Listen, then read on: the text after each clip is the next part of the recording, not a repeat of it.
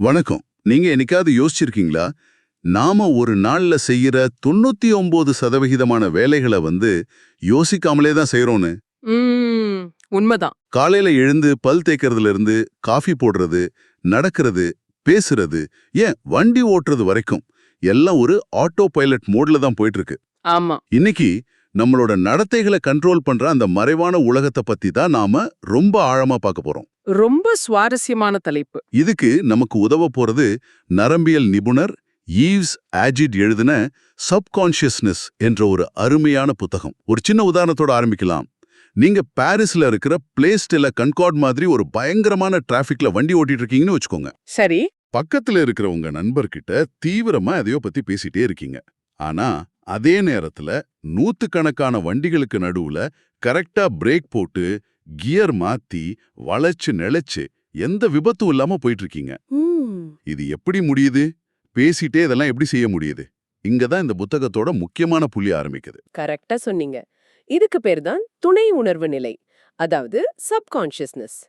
நாம தனியா கவனம் செலுத்தாமலேயே நம்மள சுத்தி நடக்கிற விஷயங்களுக்கு ஏத்த மாதிரி நம்ம உடம்பையும் மனசையும் தானா இயக்குற ஒரு சக்தி. அப்போ இது ஒரு மேஜிக் மாதிரி தானே? இல்லல, இது ஏதோ மேஜிக் இல்ல. பல வருஷமா நம்ம கத்துக்கிட்ட திறமைகளை நம்ம மூளை எந்தவித சிரமமும் இல்லாம செய்யற ஒரு நிலை. இது ஒரு நல்ல பழகின டிரைவர் மாதிரி. ரோடு எப்படி இருந்தாலும் அது பாட்டுக்கு ஓட்டிட்டு போகும். சரி.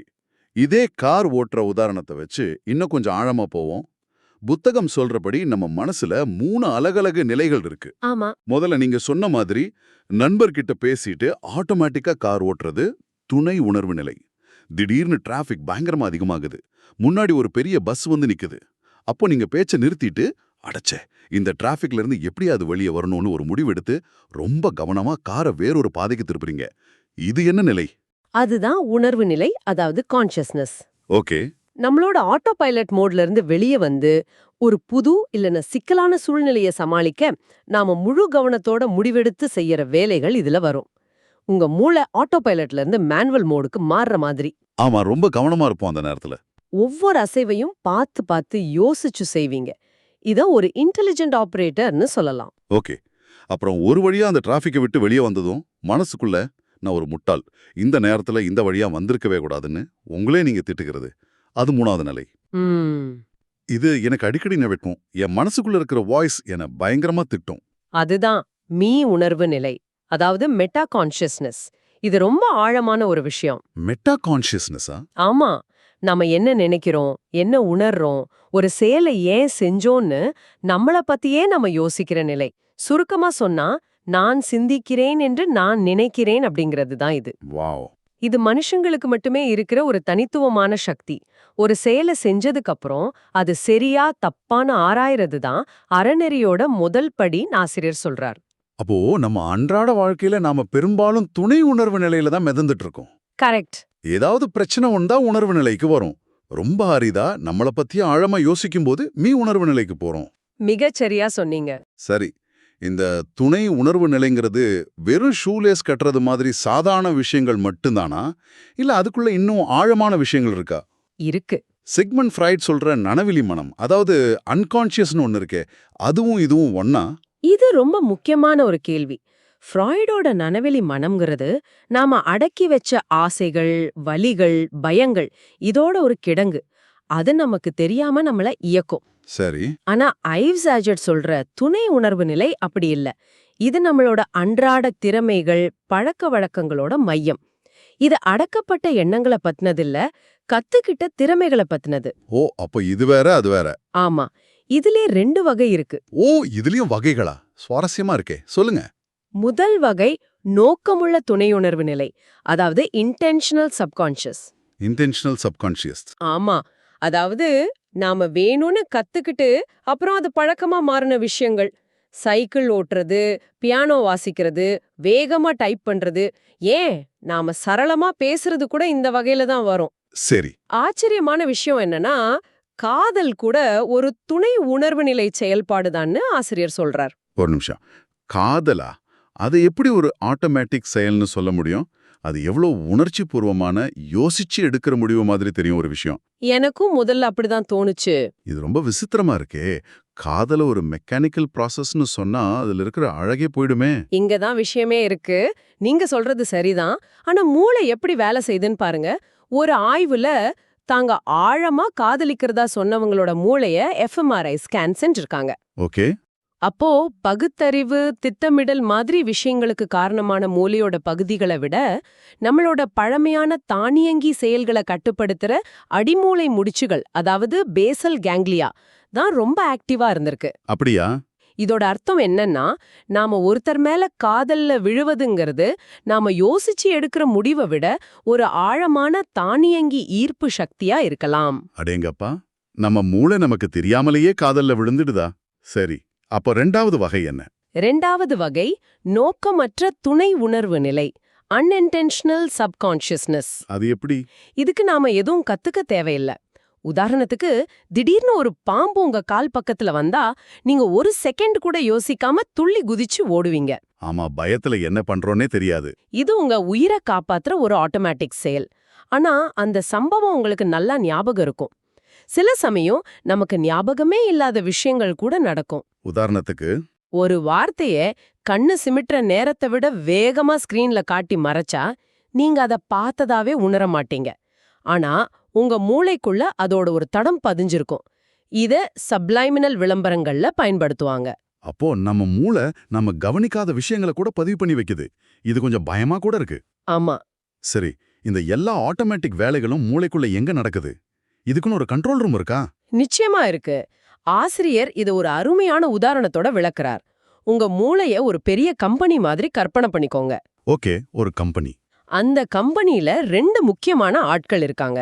யார் அந்த 2 பேர்? ஆள் அந்த கம்பெனியோட சிஇஓ.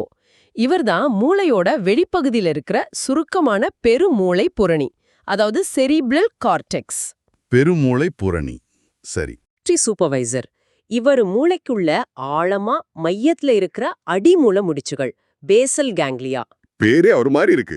ஆமா, இல்ல மூளையோட இருண்ட அடித்தளம்னு கூட சொல்வாங்க. சிஇஓ கத்துக் கொடுத்த வேலைகளை எந்த தொந்தரவும் இல்லாம திரும்ப திரும்ப திறமையா ஆட்டோமேட்டிக்கா செய்யறது தான் இவரோட வேலை. அப்போ நம்ம பழக்க வழக்கங்களுக்கு இவர்தான் காரணமா? அதேதான். ஒரு தடவை சைக்கிள் ஓட்ட கத்துக்கிட்டா போதும், அதுக்கப்புறம் நீங்க யோசிக்காமலே ஓட்டுறதுக்கு இந்த சூப்பர்வைசர் தான் காரணம். சிஇஓவோட தலையீடு இல்லாமையே இவர் கம்பெனியை நடத்திட்டு போவார். இந்த சிஇஓ சூப்பர்வைசர் உதாரணம் ரொம்ப நல்லா புரிய வைக்குது. சரி, அப்போ ஒரு கம்பெனில சிஇஓ சரியா இல்லாம சூப்பர்வைசர் நல்லா இருந்தா என்ன ஆகும்?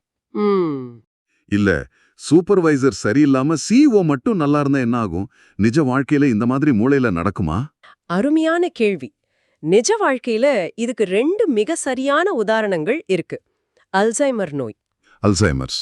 ஆமா, அல்சைமர் நோயும் பார்க்கின்சன் நோயும். அல்சைமர் நோயில பெருமூளை புரணி, அதாவது நம்ம சிஇஓ பாதிக்கப்படுறார். ஓ. அதனால நோயாளிகளுக்கு ஞாபக மறதி வருது, அவங்களால சரியா யோசிக்க முடியல, புதுசா எதையும் கத்துக்க முடியல. ஆனா அவங்களால நடக்க முடியுது, சாப்பிட முடியுது. ஏன்னா சூப்பர்வைசர் நல்லா வேலை செய்றார். கரெக்ட். ஏன்னா சூப்பர்வைசரான அடிமூளை முடிச்சுக்கள் இன்னும் நல்லா வேலை செய்யுது. அப்போ பார்க்கின்சன் நோயில இதுக்கு அப்படியே உல்டாவா நடக்கும், அப்படிதானே? அதேதான். பார்க்கின்சன் நோயில அடிமூளை முடிச்சுக்கள், அதாவது நம்ம சூப்பர்வைசர் பாதிக்கப்படுறார்.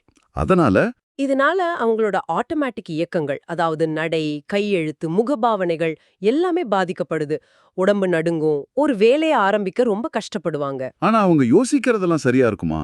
ஆமா, நோயோட ஆரம்பத்துல அவங்களோட சிந்தனை திறன், அதாவது சிஇஓ ரொம்ப நல்லாவே இருக்கும்.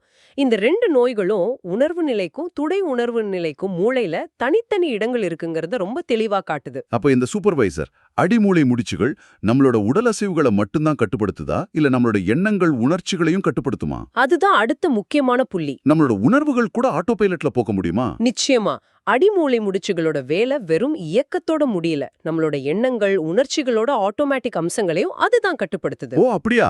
வந்தா கட்டுப்பாடற்ற அசாதாரணமான எண்ணங்களும் உணர்ச்சிகளும், அதாவது involuntary abnormal thoughts and emotions உருவாகும். என்ன மாதிரி பிரச்சனைகள்?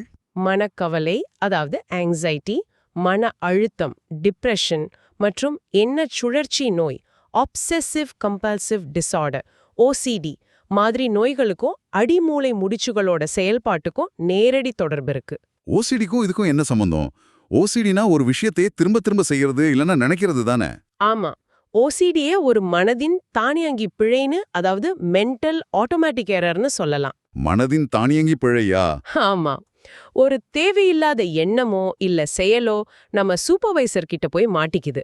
அப்புறம் அது ஒரு உடைஞ்ச ரெக்கார்ட் மாதிரி திரும்ப திரும்ப ஓடிக்கிட்டே இருக்கு. அதனால நிறுத்த முடியல. நம்ம சிஇஓவுக்கு, அதாவது நம்ம உணர்வு நிலைக்கு இது தப்பு நல்லாவே தெரியும். ஆனா அந்த ஆட்டோமேட்டிக் சுழற்சிய அவரால நிறுத்தவே முடியாது. இது நோயே பாக்குற ஒரு புதுவிதமான கண்ணோட்டமா இருக்கே. அப்போ இதுக்கான சிகிச்சைகளும் இந்த சூப்பர்வைசரை சரி பண்ற மாதிரி இருக்குமா? ஆமா. இந்த புரிதல் பல புது சிகிச்சை முறைகளுக்கு வழிவகுத்திருக்கு. புத்தகத்துல ரொம்ப தீவிரமான ஓசிடியால பாதிக்கப்பட்ட ஒரு பெண்ணோட கதைய சொல்றாங்க. ம். அவங்க வாழ்க்கையே நரகமா இருந்திருக்கு.